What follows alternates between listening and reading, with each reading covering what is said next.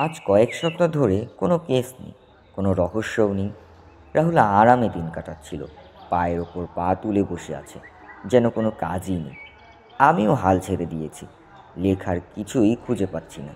রাহুলের গোয়েন্দা কাহিনীগুলো নিয়ে বই লিখতাম, কিন্তু এখন যেন সব থমকে গেছে। এক কাপ চা হাতে নিয়ে বারান্দায় গেলাম।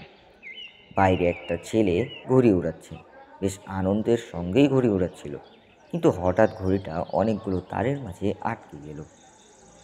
ছেলেটা কিছুক্ষণ তাকিয়ে থাকলো, তারপর হতাশ হয়ে চলে গেল। ঠিক তখনই একটা টিয়া পাখি এসে আমার পাশে বসলো। একটু অবাকই হলাম, ভালো করে খেয়াল করলাম, পায়ে একটা ধাতব রিং পরানো, অর্থাৎ এটা একটা পোষা পাখি। আমি আলতো করে হাত বুলিয়ে দিলাম ওর পালকে। ঠোঁটটা ভারী লম্বা আর রংটা গাঢ় সবুজ। পাখিটা ধরতেই দেখলাম কোনো ভয় নেই ওর মধ্যে। হাতের তালুর ওপর বসিয়ে নিয়ে গেলাম রাহুলের কাছে। এই দেখ রাহুল, একটা টিয়া পাখি আমার পাশে এসে বসলো। দেখ, পায়ে রিং পরানো, মনে হচ্ছে কারো পোষা পাখি। রাহুল পাখিটাকে ভালো করে পর্যবেক্ষণ করলো। কিছুক্ষণ দেখার পর বলল, হুম, বুঝলাম, কিন্তু কার হতে পারে? আমাদের এলাকায় নাকি অন্য কোথাও থেকে উড়ে এসেছে, আর আমাদের মাথায় এসে জুড়ে বসেছে। আমি কিছু বলার আগেই টিয়া পাখিটা হঠাৎ ঠোঁট নাড়িয়ে একটা শব্দ করলো, ওস্তাদ, ওস্তাদ। আমি আর রাহুল একে অপরের দিকে তাকালাম। এই পাখিটা কার? আর ওস্তাদ, ওস্তাদ কি? রাহুল ফিসফিস করে বলল, "হুম, ওস্তাদ, ওস্তাদ কে হতে পারে?" আমি টিয়া পাখিটার দিকে তাকিয়ে রইলাম। ও যেন আর কিছু বলবে না। রাহুল এবার এক ধাপ এগিয়ে এসে বলল, দেখ ভাই, এটা যদি সত্যিই কারো পোষা পাখি হয়, তাহলে এই ওস্তাদ হয়তো ওর মালিকের না, বা কেউ তার কথা ও বারবার শুনেছে। আমি মাথা নাড়লাম। ঠিকই বলেছিস, কিন্তু মালিককে? আর পাখিটা ওর কাছ থেকে কিভাবে আলাদা হয়ে গেল? রাহুল এবার গভীর মুখে বলল, হুম, ব্যাপারটা চিন্তার তো বটেই, কিন্তু একটা কাজ করা যাক। আমাদের এলাকায় কি কেউ পোষা পাখি পালে নাকি, বিশেষ করে টিয়া পাখি, সেটা খোঁজ নিতে হবে। আর হ্যাঁ, বিশেষ করে যদি পায়ে রিং পরানো থাকে। আমি সম্মতি জানালাম। ঠিক তখনই পাখিটা আবার বলে উঠল, ওস্তাদ আসবে, ওস্তাদ আসবে। আমাদের দুজনের শরীরের লোম দাঁড়িয়ে গেল। রাহুল চোখ ছোট করে বলল, এটা কি আমাদের জন্য কোনো সতর্কবার্তা নাকি? আমি কিছু বললাম না। মনে হলো টিয়া পাখিটার সঙ্গে একটা গভীর রহস্য জড়িয়ে আছে। তবে রহস্য উন্মোচন করার আগে একটা কাজ করতেই হবে। এই পাখির মালিককে খুঁজে বের করতে হবে। আমি আর রাহুল বসার ঘরে এসে সোফায় বসলাম। টিয়া পাখিটা তখনও আমার হাতে। ও একদম চুপ, কিন্তু ওর বলা শব্দগুলো মাথায় ঘুরপাক খাচ্ছে। ওস্তাদ আসবে। কে এই ওস্তাদ? রাহুল পাখিটার দিকে তাকিয়ে বলল, এটাকে একটা খাঁচায় রাখা দরকার। না হয়, না হলে যদি উড়ে যায়, তাহলে আমাদের রহস্য এখানেই শেষ হয়ে যাবে। আমি মাথা নাড়লাম। ঠিক বলেছিস, কিন্তু ওকে খাঁচায় রাখার আগে একটু দেখি, যদি কিছু বোঝা যায়। আমি পাখিটার পায়ের রিংটা ভালো করে দেখলাম। সেটার গায়ে কিছু খোদাই করা আছে। আলোতে এনে দেখি একটা নাম এবং কয়েকটা সংখ্যা, 0913। আর নামটা লেখা ছিল বি চক্রবর্তী। আমি রাহুলের দিকে তাকিয়ে বললাম, বি চক্রবর্তী? এই নামের কেউ আমাদের এলাকায় আছে? রাহুল কিছুক্ষণ ভেবে বলল, আরে, চেনা যাচ্ছে না। তবে এটা যদি টিয়া পাখির মালিকের নাম হয়, তাহলে খোঁজ নিলে বের করা যাবে। আমরা ঠিক করলাম নামটা ধরে খোঁজ নেব। ঠিক তখনই বাইরে থেকে একজন চা বিক্রেতা হাঁক দিল, গরম চা, এরাজ দেওয়া চা। রাহুল উঠে দাঁড়িয়ে বলল, চল বাইরে যাই, এক কাজ করি, বাইরে গিয়ে একটু চা খাই, আর দু একজনকে জিজ্ঞেস করি এই নামের কাউকে চেনে নাকি। আমি রাজি হলাম, কিন্তু দরজা খুলতে আমরা যা দেখলাম তাতে দুজনেই থমকে গেলাম। সামনের গলির মোড়ে দাঁড়িয়ে আছে এক রহস্যময় লোক, লম্বা কালো কোট পরা, মাথায় এক ক্যাপ, আমাদের দিকে তাকিয়ে আছে ফ্যাল ফ্যাল করে। আমাদের চোখের সামনে দিয়েই লোকটা ধীরে ধীরে পেছনের গলির অন্ধকারে হারিয়ে গেল। রাহুল ফিসফিস করে বলল, তুই কি ভাবছিস? আমিও কি সেটাই ভাবছি। আমার গলাটা শুকনো লাগছিল। হতে পারে আমাদের পিছু নেওয়া হচ্ছে। আমি আর রাহুল থমথমে মুখে গলির দিকে তাকিয়ে রইলাম। কালো কোট পরা লোকটা অন্ধকারে মিশে গেছে, কিন্তু কেন যেন মনে হলো সে এখনও আশেপাশে কোথাও আছে। রাহুল নিচু গলায় বলল, ব্যাপারটা কি একটু বেশি কাকতালীয় মনে হচ্ছে না? একটা টিয়া পাখি এলো, সে বলল ওস্তাদ ওস্তাদ আসবে, আর ঠিক তখনই একজন সন্দেহজনক লোক আমাদের বাড়ির সামনে ঘোরাঘুরি করছিল। ব্যাপারটা চিন্তার। আমি মাথা নাড়লাম। তাই তো, কিন্তু এই লোকটা যদি আমাদের পিছু নিয়ে থাকে তাহলে নিশ্চয়ই সে কিছু জানে। আমরা চারদিকে ভালো করে তাকালাম, কিন্তু লোকটার আর কোনো চিহ্ন নেই। রাহুল আমার কাঁধে চাপড় দিয়ে বলল, চল আমরা বরং আমাদের প্ল্যান অনুযায়ী এগোই। আগে এই চক্রবর্তী এর খোঁজ নিই, তারপর দেখা যাবে এই কালো কোটওয়ালা আসলে কি চায়। আমি সম্মতি জানাই। আমরা কাছের চায়ের দোকানে গিয়ে বসলাম। দোকানে বেশ কয়েকজন বয়স্ক মানুষ চা খাচ্ছিল। একজনকে দেখে বোঝা যাচ্ছিল তিনি কয়েক বছর ধরে এই এলাকায় আছেন। আমি সুযোগ বুঝে প্রশ্ন করলাম, ও কাকু, আপনাদের চেনা জানার মধ্যে চক্রবর্তী নামে কেউ আছেন? লোকটা চা টুক করে চুমুক দিয়ে ভুরু কুচকে বলল,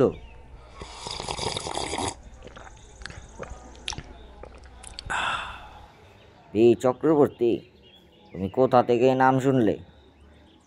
আমি একটু চমকে গেলাম। রাহুলও সতর্ক হলো, মানে এরকম একটা নাম শুনেছি, তাই জানতে চাইলাম কেউ কি আছেন এই নামে। লোকটা আমাদের ভালো করে দেখল, তারপর নিচু গলায় বলল, শোনো বাবারা, এই নামটি বহুদিন আগে শোনা গেছে। বছর কয়েক আগে এক ভদ্রলোক ছিলেন, নাম ছিল বিষ্ণু চক্রবর্তী। তিনি হঠাৎ করে উধাও হয়ে যান, পুলিশও খুঁজে পায়নি। শোনা যায় তার সঙ্গে কোনো বড়সড় অপরাধী চক্রের লেনদেন ছিল। আমাদের দুজনের গায়ে কাঁটা দিয়ে উঠল। রাহুল দ্রুত জিজ্ঞেস করলো, তিনি কোথায় থাকেন? লোকটা আঙুল তুলে সামনের একটা পুরনো বিল্ডিং দেখিয়ে বলল, ওইখানে। তবে এখন ওখানে কেউ থাকে না। শুনেছি মাঝে মধ্যে সেখানে অদ্ভুত সব আওয়াজ শোনা যায়। আমি আর রাহুল পরস্পরের দিকে তাকালাম। বিষ্ণু চক্রবর্তী তাহলে কি সত্যিই টিয়া পাখির মালিক? কিন্তু যদি তিনি সত্যিই নিখোঁজ হন, তবে তার টিয়া পাখি আমাদের কাছে এলো কীভাবে? আরও বড় প্রশ্ন হলো, এই নিখোঁজ মানুষটার সঙ্গে ওস্তাদের কী সম্পর্ক? আর সেই কালো কোটওয়ালা লোকটা কি আমাদের ওপর নজর রাখছে? আমি আর রাহুল কিছুক্ষণ চুপচাপ বসে রইলাম। মাথার মধ্যে ঘুরপাক খাচ্ছে হাজারো প্রশ্ন। বিষ্ণু চক্রবর্তী, টিয়া পাখির মালিক, নিখোঁজ, ওস্তাদ। রাহুল আস্তে করে বলল, তুই কী ভাবছিস? বিষ্ণু চক্রবর্তী নিখোঁজ হয়নি, বরং লুকিয়ে আছে? আমি মাথা নাড়লাম। তা হতে পারে, আবার নাও হতে পারে। যদি লুকিয়ে থাকে তাহলে কেন? আর যদি সত্যি নিখোঁজ হয়ে থাকে, তবে টিয়া পাখিটা আমাদের কাছে এলো কীভাবে? আমাদের কথা শেষ হওয়ার আগেই টিয়া পাখিটা আবার ডানা ঝাপটে বলল, ওস্তাদ আসবে, সাবধান! আমাদের শরীরে রক্ত যেন জমে গেল। রাহুল দ্রুত চায়ের পয়সা মিটিয়ে আমাকে টেনে তুলে বলল, চল এখান থেকে, এই জায়গায় বেশি কথা বলা ঠিক হবে না। আমাদের ওই পুরনো বাড়িটা দেখতে যেতে হবে। আমরা দ্রুত চা দোকান থেকে বেরিয়ে পড়লাম। সন্ধ্যা নেমেছে, বাতাসে অদ্ভুত এক গন্ধ, চারপাশ নিস্তব্ধ। বিষ্ণু চক্রবর্তীর পুরনো বাড়িটা কয়েকদিন ধরে পরিত্যক্ত, দেয়ালে ফাটল, জানালার কাচ ভাঙা, এক কোণে ধুলো জমে আছে, দরজাটা আধ খোলা। আমরা ধীরে ধীরে ভেতরে ঢুকলাম। বাতাসে একটা পোড়া গন্ধ, যেন কেউ এখানে আগুন জ্বালিয়েছিল। রাহুল নিচু গলায় বলল, এখানে কেউ এসেছিল, কদিন আগেও মনে হচ্ছে। আমাদের আশঙ্কা সত্যি হলো যখন মেঝেতে ধুলোয় আমরা একজোড়া তাজা পায়ের ছাপ দেখতে পেলাম। আমি ফিসফিস করে বললাম, আরও আসার কথা ছিল না, তাই তো? তাহলে এই পায়ের ছাপ কার? হঠাৎ বাড়ির পেছনে একটা শব্দ হলো, কেউ দৌড়াচ্ছে। আমি আর রাহুল একে অপরের দিকে তাকালাম। রাহুল ফিসফিস করে বলল, আমরা এখানে একা নই। আমার আর রাহুলের মুহূর্তের মধ্যে গা ঠান্ডা হয়ে গেল। ধপ ধপ শব্দটা স্পষ্টভাবে বাড়ির পেছন থেকে এলো। আমি রাহুলের হাত চেপে ধরলাম। তুই শুনলি? কেউ দৌড়াচ্ছে। রাহুল দ্রুত ঘাড় নাড়ল। এই পরিত্যক্ত বাড়িতে কেউ থাকার কথা নয়, তাহলে কে? আমি নিঃশব্দে পায়ের ছাপ অনুসরণ করে পেছনের দিকে এগোতে লাগলাম। বাড়ির এক পাশে একটা ভাঙা জানালা, বাইরে একটা সরু গলি চলে গেছে। পায়ের ছাপ গলির দিকে। রাহুল ফিসফিস করে বলল, যেই হোক আমাদের কথা শুনেছে, আমাদের দেখেও থাকতে পারে। আমি গভীর গলায় বললাম, তাহলে দুইটার সম্ভাবনা আছে, ও আমাদের পিছু নেবে অথবা আমাদের কাছ থেকে পালাতে চাইবে। আমরা দ্রুত বেরিয়ে পড়লাম, পায়ের ছাপ অনুসরণ করতে থাকলাম। গলিটার শুরু দুপাশে পুরনো বাড়ি, অনেক দরজায় তালা। গলির শেষ মাথায় এসে দেখি ছাপগুলো হঠাৎ উধাও। আমি হতাশ কণ্ঠে বললাম, বস, ছাপ তো হঠাৎ করেই শেষ। রাহুল নিচু হয়ে মাটি পরীক্ষা করল, তারপর ধীরে ধীরে বলল, না না, ছাপ নেই, কিন্তু দেখ, গলির বা পাশের এই পুরনো বাড়িটার দরজা আধা খোলা। আমরা একে অপরের দিকে তাকালাম। রাহুল বলল, যদি সে এখানে ঢুকে থাকে? আমি চুপ করে রইলাম। কেমন একটা অজানা শঙ্কা মনের মধ্যে দোলা দিচ্ছে। ঠিক তখনই ভিতর থেকে একটা ফিসফিস গলা শোনা গেল, সব মিথ্যে বলেছি, ওস্তাদ আমাকে মেরে ফেলবে। আমরা থমকে গেলাম। দরজার ওপাশে কেউ আছে? আমি আর রাহুল দরজার পাশে গিয়ে দাঁড়ালাম। ভিতর থেকে সেই ফিসফিস কণ্ঠ ভেসে আসছে, ওস্তাদ আমাকে মেরে ফেলবে, আমি সব বলে ফেলেছি, সব। আমাদের গা কাটা দিয়ে উঠল। কে এই লোক? কাকে বলেছে? আর ওস্তাদ কি এখনো তাকে খুঁজছে? রাহুল আস্তে করে দরজা ফাঁক দিয়ে উকি দিল। ভিতরে একটা ছোট ঘর, মেঝেতে ছড়ানো আছে পুরনো খবরের কাগজ, কয়েকটা ছেঁড়া জামা, আর এক কোণে একটা পুরনো লণ্ঠন টিমটিম করে জ্বলছে। ঘরের ঠিক মাঝখানে একজন লোক বসে আছে। চেহারাটা ক্লান্ত, দাড়ি গোফে ভর্তি, চোখ দুটো ভয়ের ছাপ স্পষ্ট। হাতে শক্ত করে ধরা একটা পুরনো ব্যাগ। সে ফিসফিস করে আপন মনে কথা বলছে, পাখিটা চলে গেছে, না জানি কার হাতে পড়েছে, যদি ভুল লোকের হাতে পড়ে তাহলে শেষ। আমরা হতভাগ হয়ে একে অপরের দিকে তাকালাম। পাখিটা টিয়া পাখির কথাই বলছে নাকি? আমি আস্তে করে বললাম, রাহুল, এই লোকটা বিষ্ণু চক্রবর্তী হতে পারে। রাহুল মাথা নাড়ল, দেখতে তো মনে হচ্ছে, কিন্তু ও কি আমাদের বন্ধু না শত্রু? ঠিক তখনই লোকটা ঘাড় ঘুরিয়ে আমাদের দিকে তাকালো। আমি শিউরে উঠলাম, চোখ মুখে অবাক ভাব, কিন্তু তার চাহনিতে আতঙ্ক লেগে গেছে। তোমরা তোমরা কে? আমরা ঘরের ভেতরে ঢুকে পড়লাম। রাহুল শক্ত গলায় বলল, আপনি কি বিষ্ণু চক্রবর্তী। লোকটা প্রথমে চুপ করে থাকলো, তারপর আস্তে করে বলল, হ্যাঁ, কিন্তু তোমরা এখানে কেন? আমি বললাম, আপনার টিয়া পাখি আমাদের কাছে এসেছে। ও একটাই কথা বলছে, ওস্তাদ আসবে, সাবধান। লোকটা হঠাৎই কেঁপে উঠল, হাতের ব্যাগটা শক্ত করে চেপে ধরল, যেন কিছু লুকানোর চেষ্টা করছে। রাহুল ওর চোখে চোখ রেখে বলল, আপনি কি লুকাচ্ছেন? বিষ্ণু চক্রবর্তী আস্তে করে বলল, ওস্তাদ শুধু আমার পেছনে নেই, ও তোমাদেরও খুঁজে পাবে। আমরা থমকে গেলাম। ঠিক তখনই বাইরে পায়ের শব্দ, কেউ গলির ভিতর দিয়ে হাঁটছে। বাইরে স্পষ্ট পায়ের শব্দ শোনা যাচ্ছে। কেউ ভারী বুট পরে ধীরে ধীরে এগিয়ে আসছে। বিষ্ণু চক্রবর্তী আতঙ্কে আমাদের দিকে তাকালো। তার কপালে ঘাম জমেছে। সে ফিসফিস করে বলল, ও ওস্তাদ, ও বুঝে গেছে আমি এখানে আছি। রাহুল দ্রুত জানালার দিকে তাকালো। বাইরের সন্ধ্যা আর অন্ধকার, রাস্তায় আলোগুলো মিটমিট করছে, কিন্তু গলির এক প্রান্তে একটা ছায়ামূর্তি স্পষ্টভাবে দেখা যাচ্ছে। দীর্ঘদেহী, কালো কোট পরা, মাথায় টুপি আর হাতে যেন কিছু একটা ঝুলছে।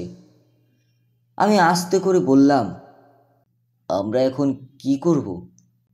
রাহুল ফিসফিস করে বলল, এখন চুপচাপ থাক, দেখি লোকটা কি করে।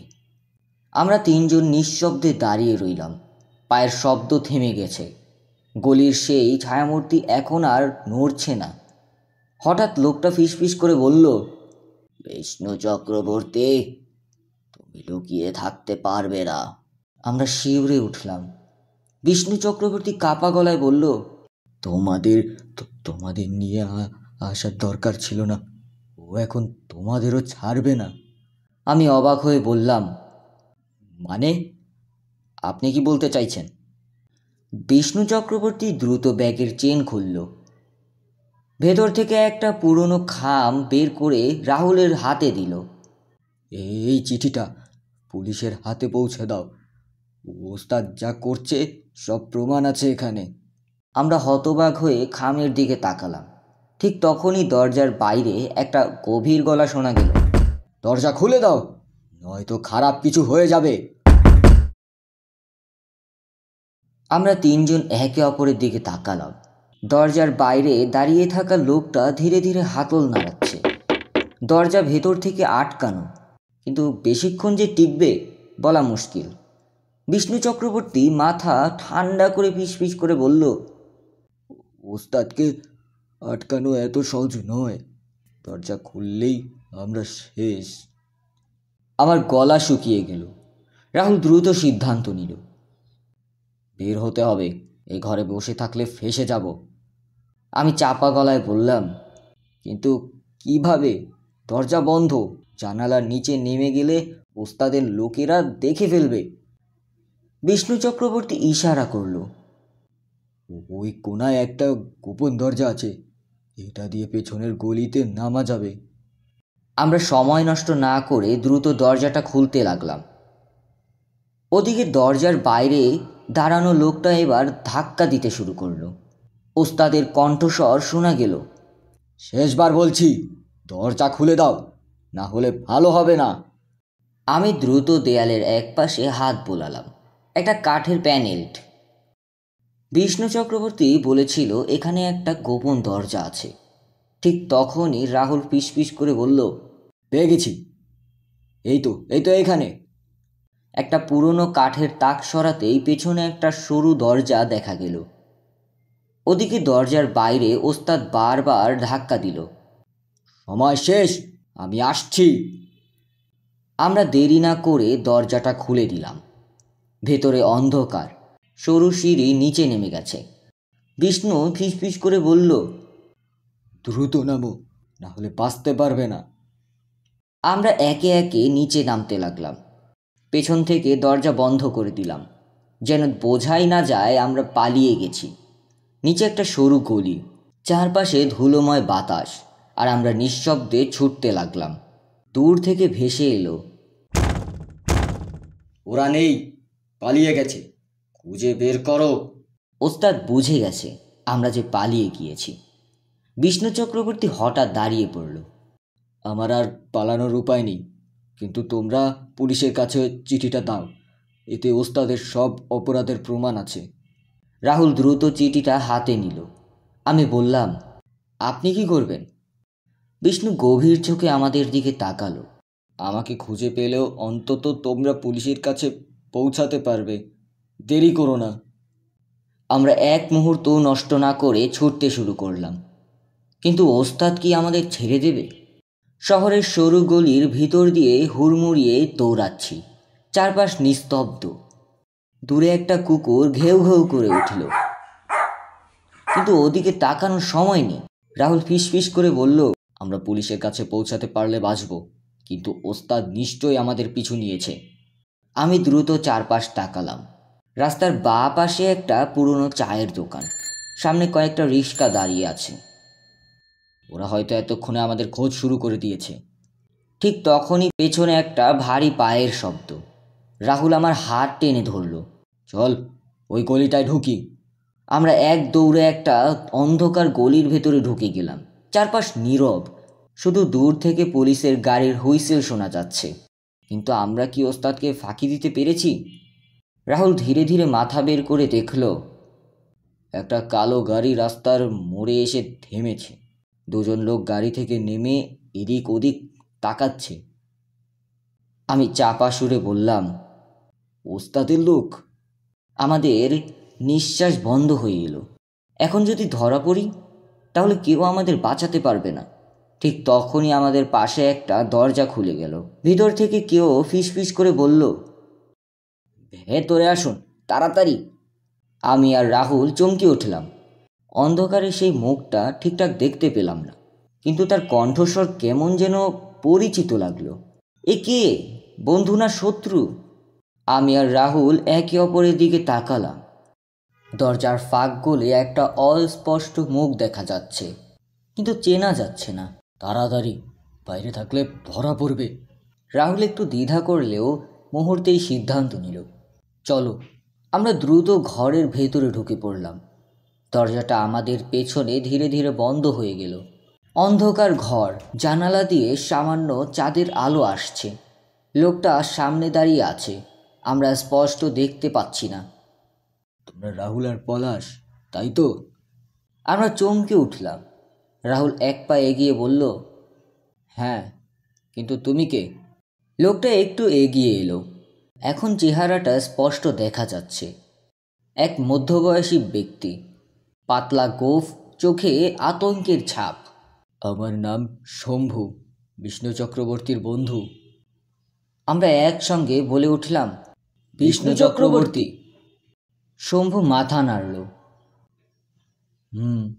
ওস্তাদ তোমাদের খুঁজছে, জানি, কিন্তু জানো কি বিষ্ণু কোথায়? আমরা থমকে গেলাম। বিষ্ণু চক্রবর্তী তো আমাদের পালানোর সুযোগ করে দিয়েছিল, কিন্তু সে এখন কোথায়?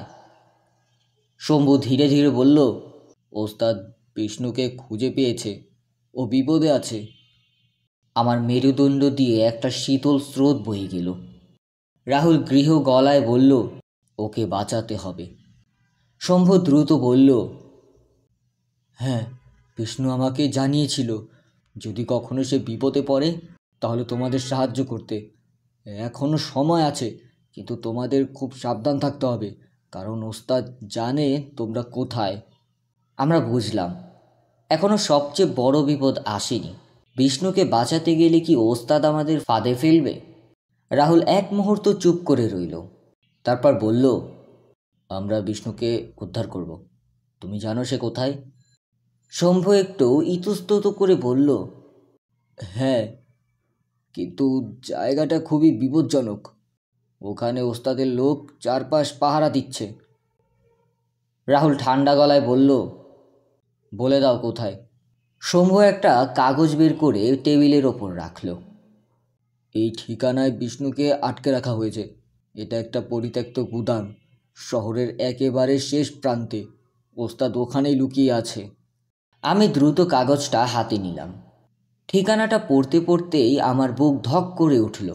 এখানে ঢোকা তো অসম্ভব, চারপাশে নিশ্চয়ই পাহারা বসানো আছে। রাহুল শান্ত গলায় বলল, অসম্ভব কিছু নেই, আমাদের বুদ্ধি খাটাতে হবে। শম্ভু উদ্বিগ্ন গলায় বলল, তোমরা কি পুলিশের সাহায্য নেবে না? রাহুল মাথা নাড়ল, না, এখনও না, আমরা আগে খুঁটিয়ে দেখব, তারপর সিদ্ধান্ত নেব। আমি একটু চিন্তিত গলায় বললাম, এটা কি বুদ্ধিমানের কাজ হচ্ছে? রাহুল হাসল, পলাশ, আমাদের কাজই হলো রহস্য সমাধান করা, আর সবচেয়ে বড় রহস্য এখনো বাকি আছে। ওস্তাদ কেন বিষ্ণুকে এখনো মারছে না? আমি আর শম্ভু একে অপরের দিকে তাকালাম। সত্যি, ওস্তাদ যদি প্রতিশোধই নিতে চায়, তবে বিষ্ণুকে এখনো বাঁচিয়ে রেখেছে কেন? রাহুল দ্রুত বলল, আমাদের এক মুহূর্তও নষ্ট করা যাবে না, আমরা এখনই বের হচ্ছি। আমার মনে একটা অজানা শঙ্কা দোলা দিল। আমরা কি সত্যিই বিষ্ণুকে বাঁচাতে পারবো, নাকি ওস্তাদ আমাদের জন্য ফাঁদ পেতে রেখেছে? রাত গভীর হয়েছে। আমি আর রাহুল গোপনে শহরের শেষ প্রান্তের দিকে এগিয়ে যাচ্ছি। চারদিক বেশ শুনশান, শুধু রাস্তার বাতিগুলো ফ্যাকাশে আলো ছড়াচ্ছে। শম্ভু আমাদের একটা পরিত্যক্ত গুদামের ঠিকানা দিয়েছে, যেখানে বিষ্ণুকে আটকে রাখা হয়েছে। রাহুল ফিসফিস করে বলল, একবার ভিতরে ঢুকতে পারলেই বুঝতে পারবো ওস্তাদ আসলে কি পরিকল্পনা করছে। আমি ধীরে ধীরে মাথা নাড়লাম, কিন্তু ভিতরে প্রবেশ করাটাই তো বড় চ্যালেঞ্জ। গুদামের কাছাকাছি আসতেই দেখি সামনে একটা বড় লোহার গেট। তার সামনে দুজন লোক দাঁড়িয়ে আছে, ওদের হাতে লাঠি, চোখে সন্দেহের ছাপ। ওস্তাদের পাহারাদার নাকি? আমি কানে কানে বললাম। রাহুল চোখ শুরু করে দেখল, তারপর বলল, এখানে সরাসরি ঢোকা যাবে না, অন্য কোনো রাস্তা খুঁজতে হবে। আমরা আস্তে আস্তে পেছনের দিকে ঘুরলাম। গুদামের একপাশে একটা ভাঙা জানালা দেখতে পেলাম, তবে সেটার ঠিক নিচেই পুরনো কাঠের বাক্স রাখা, যেটার ওপর দাঁড়ালেই জানালা দিয়ে ভেতরে ঢোকা সম্ভব। রাহুল আমার দিকে তাকিয়ে বলল, আমি আগে ঢুকছি, তুই পিছন পিছন আসবি, চুপচাপ। আমি মাথা নাড়লাম। রাহুল ধীরে ধীরে বাক্সের ওপর পা রাখল, তারপর নিঃশব্দে জানালা দিয়ে ভেতরে ঢুকে গেল। আমি এক মুহূর্ত অপেক্ষা করলাম, তারপর তার পথ অনুসরণ করলাম। গুদামের ভেতরটাও অন্ধকার, এক কোণে পুরনো কাঠের বাক্স ছড়িয়ে ছিটিয়ে আছে। আমরা ধীরে ধীরে সামনে এগিয়ে গেলাম। হঠাৎ একটা মৃদু গঙ্গালীন শব্দ শুনতে পেলাম। রাহুল আমার দিকে তাকালো, তারপর দ্রুত শব্দের উৎসের দিকে এগিয়ে গেল। একটা ছোট বাক্সের মতো কক্ষে, দরজা হালকা খোলা। রাহুল দরজার ফাঁক দিয়ে উকি দিল, আমিও উকি দিলাম। ভেতরে একটা চেয়ারে বাঁধা অবস্থায় বসে আছে বিষ্ণু চক্রবর্তী, তার মুখেও কাপড় বাঁধা। আমরা ঠিক জায়গাতেই এসেছি, কিন্তু এখন কি হবে? ঠিক তখনই পেছনে একটা ভারী পায়ের শব্দ শোনা গেল। কেউ আমাদের দেখে ফেলেছে। আমি আর রাহুল দ্রুত পেছনে তাকালাম। ভারী পায়ের শব্দটা ধীরে ধীরে আমাদের দিকে এগিয়ে আসছে। রাহুল দ্রুত ফিসফিস করে বলল, পলাশ, আমাদের লুকাতে হবে। আমরা গুদামের একটা পুরনো কাঠের বাক্সের পেছনে গা ঢাকলাম। অন্ধকারে একটা ছায়ামূর্তি ধীরে ধীরে ঘরের ভেতর ঢুকল।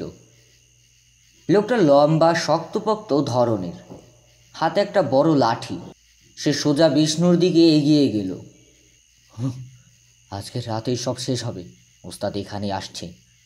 আমার বুক কেঁপে উঠল। ওস্তাদ এখানে আসছে, তার মানে আমাদের সময় খুব কম। রাহুল ফিসফিস করে বলল, আমাদের এখনই বিষ্ণুকে বের করতেই হবে। আমি উত্তেজিত হয়ে বললাম, কিন্তু ওই পাহারাদার? রাহুল চোখ টিপে বলল, ওকে কিছুক্ষণের জন্য ভুলিয়ে রাখতে হবে। তুই তৈরি আছিস? আমি জানি না আমি তৈরি কিনা, কিন্তু এখন পিছিয়ে যাওয়ার সময় নয়। রাহুল আস্তে করে একটা পুরনো লোহার টুকরো হাতে নিল এবং সেটাকে গুদামের অন্য কোণের দিকে ছুঁড়ে দিল। ঠাস করে একটা শব্দ হলো। ধাতব শব্দটা গুদামের অন্য পাশে প্রতিধ্বনি হলো। পাহারাদার চমকে উঠে বলল, কে ওখানে? পাহারাদার শব্দের উৎসর দিকে ধীরে ধীরে এগিয়ে গেল। রাহুল দেরি করল না, এক লাফে সামনে এগিয়ে বিষ্ণুর হাতের বাঁধন খুলতে শুরু করলো। বিষ্ণুর মুখ বাঁধা ছিল, সে কিছু বলতে পারছিল না। রাহুল দ্রুত ওর মুখের কাপড় খুলল। বিষ্ণু কাপা গলায় বলল, ওস্তাদ ওস্তাদ আসার আগেই পালাতে হবে, নইলে আমাদের কেউ বাঁচবে না। ঠিক তখনই একটা আতঙ্কজনক আওয়াজ শুনতে পেলাম। গুদামের বাইরে কারো ভারী বুটের শব্দ। তারপর, এই রাহুল আর পলাশ সেখানে। আমার শ্বাস বন্ধ হয়ে গেল। আমাদের অবস্থান ধরে ফেলেছে। রাহুল দ্রুত বিষ্ণুর হাতের শেষ বাঁধনটা খুলে দিল।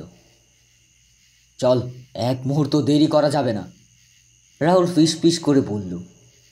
বিষ্ণু উঠে দাঁড়াতেই দরজার বাইরে থেকে ভারী বুটের আওয়াজ আরও কাছে আসতে লাগলো। কেউ এখানে ঢুকছে, দরজা বন্ধ করো। বাইরে থেকে কড়া গলায় একজন চিৎকার করল।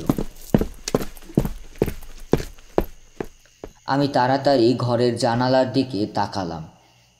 সেটা ছোট, কিন্তু আমাদের বের হওয়ার একমাত্র রাস্তা। রাহুল আমাকে বলল, পলাশ, তুই আগে বের হ, তারপর বিষ্ণুকে নামিয়ে নেব। আমি আর সময় নষ্ট না করে জানালার দিকে ছুটলাম। কোনো রকমে গায়ে গা লাগিয়ে বেরিয়ে গেলাম। তারপর বিষ্ণুকে সাহায্য করলাম। বিষ্ণু জানালা দিয়ে বেরোনোর ঠিক আগ মুহূর্তে দরজার ধাক্কা দিলে খুলে গেল। একটা কালো ছায়ামূর্তি দরজার সামনে দাঁড়িয়ে। কোথায় যাচ্ছিস রে বিষ্ণু? গলার স্বরটা শুনে বুকের ভেতর শীতল স্রোত বয়ে গেল। আমি আর বিষ্ণু জানালার বাইরে ফাল দিলাম, কিন্তু রাহুল এখনও ভেতরে। ওস্তাদ রাহুলের দিকে এগিয়ে গেল। চোখ দুটো জ্বলছে। তুই এখানে কি করছিস গোয়েন্দা? রাহুল চোখে চোখ রেখে বলল, বিষ্ণুকে নিয়ে যাচ্ছি। ওস্তাদ হেসে বলল, ও কি এত সহজে যাবে? আমার থেকে পালানো এত সহজ না, বুঝলে বাচ্চা গোয়েন্দা? তারপর একটা বন্দুক বের করলো কোমর থেকে। আমার মুখ শুকিয়ে গেল। রাহুল কি বাঁচতে পারবে, নাকি আজই শেষ হয়ে যাবে সব? ওস্তাদের হাতে বন্দুক দেখে আমার বুক কেঁপে উঠল। রাহুলের দিকে তাকিয়ে দেখি ওর মুখে কোনো ভয় নেই, বরং ঠোঁটের কোণে এক চিলতি হাসি। ওস্তাদ, তুমি কি সত্যিই মনে করো আমি এত সহজে ধরা দেব? ওস্তাদ হাসল, কিন্তু চোখ দুটো হিংস্র হয়ে উঠল। তোর মতো ছেলেপেলেরা আমাকে ফাঁসিয়ে দিয়েছিল, আজ আর ভুল করব না। ওস্তাদ রাহুলের দিকে বন্দুক তুলল। আমি ভেতরে ঢুকতে যাব, এমন সময় বিষ্ণু আমাকে টেনে ধরল। পাগলামো করো না পলাশ, তুমি গেলে তোমাকেও মেরে ফেলবে। আমি দাঁতে দাঁত চেপে বললাম, তাহলে কি চুপচাপ রাহুলকে মরতে দেখব? ঠিক তখনই রাহুল মাটিতে রাখা একটা লোহার রড হাতে তুলে নিল। বিদ্যুতের গতিতে ওস্তাদের হাতে আঘাত করল। ওস্তাদ ব্যথায় বন্দুক ফেলে দিল। রাহুল সময় নষ্ট করল না, দ্রুত বন্দুকটা লাঠি মেরে দূরে সরিয়ে দিল। আমি বুঝতে পারলাম এটাই সুযোগ। চল রাহুল, পালা এখান থেকে। রাহুল এক লাফে জানালার বাইরে বেরিয়ে এলো। ওস্তাদ পেছন থেকে ছুটে এলো, কিন্তু আমরা তখনই ছুটতে শুরু করেছি। বাইরে পুরো এলাকা শুনশান, কিন্তু দূরে কয়েকজন পাহারাদার আমাদের দেখতে পেয়ে চিৎকার করে উঠল, ওরা পালাচ্ছে, ধর ওকে।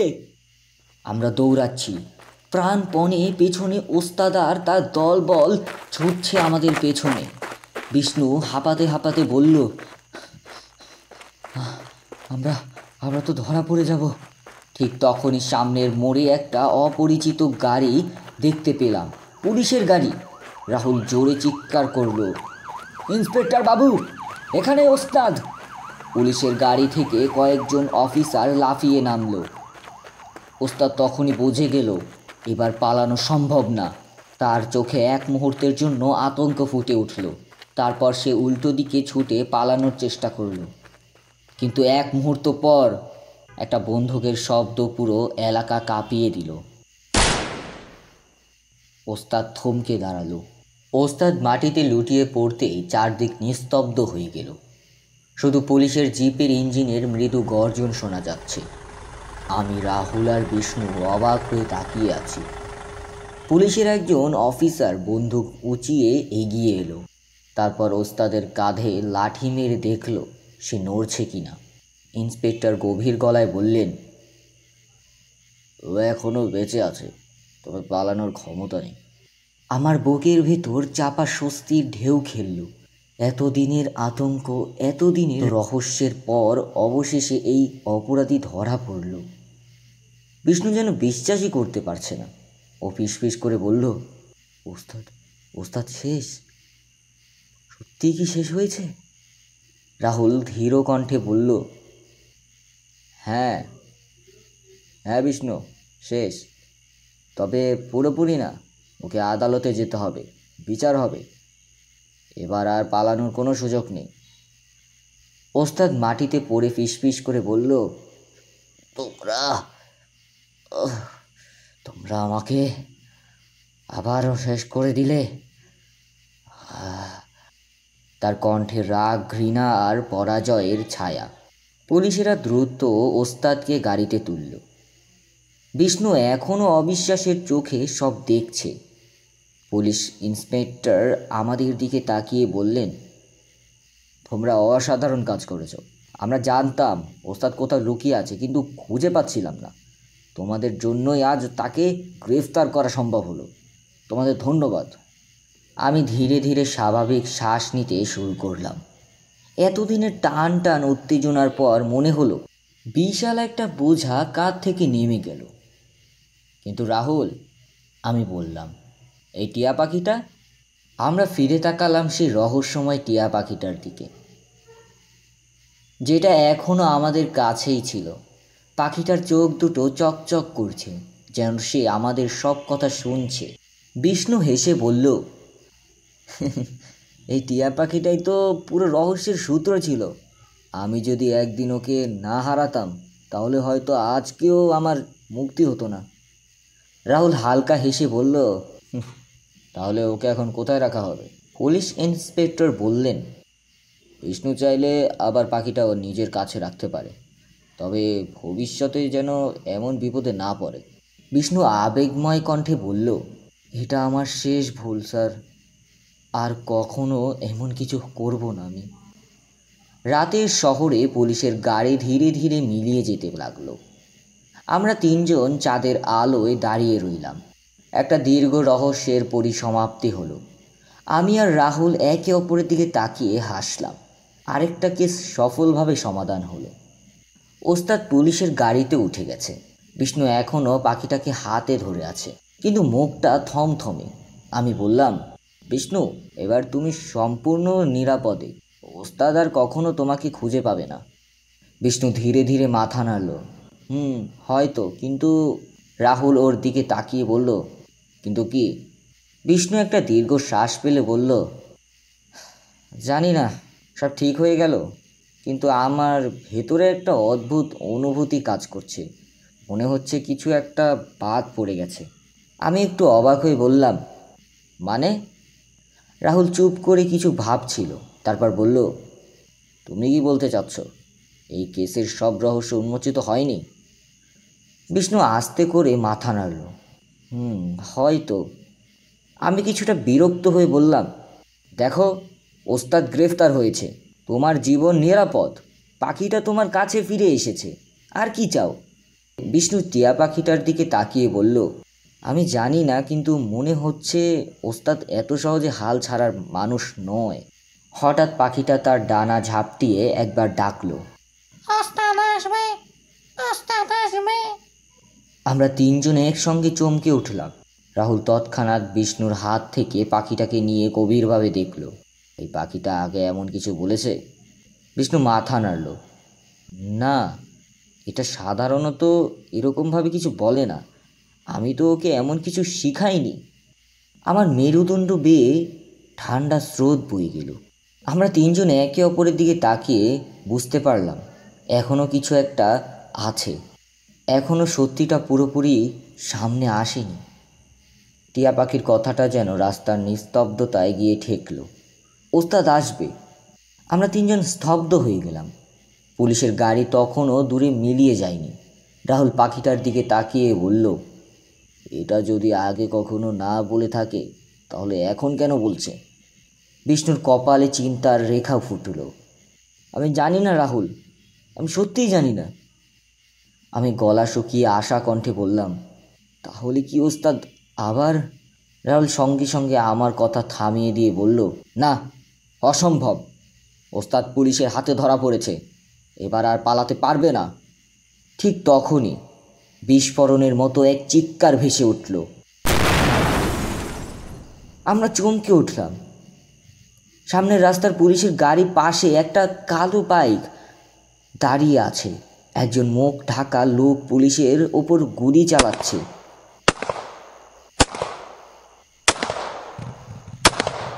ওস্তাদ, ছাড়িয়ে নাও ওস্তাদকে। কেউ একজন চিৎকার করে বলল। রাহুল ধাক্কা দিয়ে আমাদের দুজনকে সরিয়ে দিল। বুঝতে পারছিস, আমি যা ভেবেছিলাম তাই হয়েছে। ওস্তাদ একা কাজ করতো না, ওর দল ছিল। বিষ্ণু আতঙ্কে ফিসফিস করে বলল, এর মানে ওরা ওস্তাদকে ছাড়িয়ে নেবে? আমি অবাক হয়ে বললাম, কিন্তু পুলিশ এত সহজে হার মানবে না। ঠিক তখনই একটা গাড়ির দরজা খুলে গেল এবং দেখি ওস্তাদ গাড়ি থেকে বেরিয়ে আসছে। তার মুখে এক ভয়ানক হাসি। আমরা হতবাক হয়ে দেখলাম, বন্দুক হাতে নিয়ে সে রাস্তার পাশে থাকা অন্য গাড়িতে উঠে যাচ্ছে। রাহুল মুহূর্তের মধ্যে সিদ্ধান্ত নিল, আমাদের কিছু করতে হবে। আমি তাড়াতাড়ি বললাম, কিন্তু কি করব? আমাদের কাছে তো কিছুই নেই। রাহুল পাখিটার দিকে তাকিয়ে হাসল। আছে আছে, আমাদের কাছে রহস্যের আসল চাবিকাঠি আছে। বিষ্ণু হতভম্ব হয়ে বলল, মানে?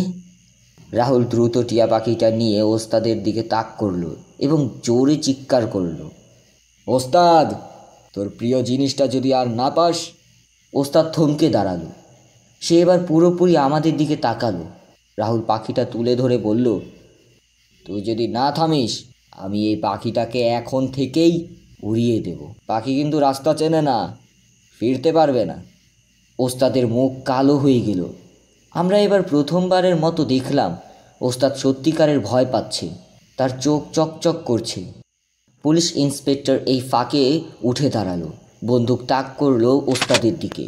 তুমি পালাতে পারবে না ওস্তাদ, এবার তোমার খেলা শেষ। ওস্তাদ বুঝতে পারল সে ফেঁসে গেছে। সে এক মুহূর্ত দাঁড়িয়ে রইল, তারপর কষ্ট করে হাত উঁচিয়ে দিল। পুলিশ সঙ্গে সঙ্গে তাকে জাপটে ধরে মাটিতে ফেলে দিল। বিষ্ণু ততক্ষণে হাঁপাতে হাঁপাতে বসে পড়েছে। ওস্তাদ, ওস্তাদ শেষ। রাহুল হাসল।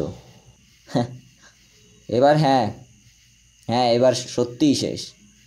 আমরা তাকিয়ে দেখলাম পুলিশের গাড়ির দরজা বন্ধ হয়ে গেল। এবার সত্যি ওস্তাদ শেষবারের মতো ধরা পড়েছে। বিষ্ণু পাখিটার দিকে তাকিয়ে বলল, তোর জন্যই আমি বেঁচে গেছি, জানিস তুই? পাখিটা এবার শান্ত হয়ে বলল, ওস্তাদ নেই, ওস্তাদ নেই। আমি হেসে বললাম, ঠিক বলেছিস, এবার ও সত্যিই নেই। রাহুল আমার দিকে তাকিয়ে বলল, আরেকটা রহস্য সমাধান হলো পলাশ। আমরা তিনজন মিলে হাঁটা ধরলাম। রাতের শহরে রহস্যের পর্দা নেমে গেছে।